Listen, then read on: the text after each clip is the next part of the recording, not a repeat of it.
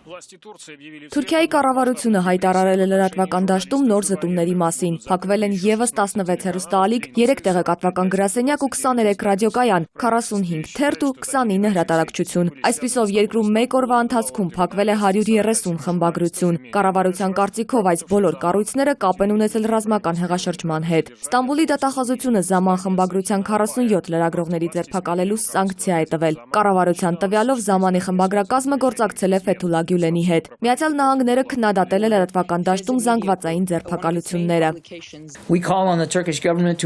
Սա լուրջ եւ անհանգստացնող գործողություն է լրատվամիջոցի նկատմամբ։ Մենք թուրքական կառավարությանը կոչ ենք անում հարգանք դրսևորել լրատվական դաշտի նկատմամբ։ Էրդողանի սեղծուցակում բացի 14,000 ձերբակալված զինվորականներից ներառվել են նաև 1700-ը, ընդ որում 87 գեներալ ու 35 ծովակալ։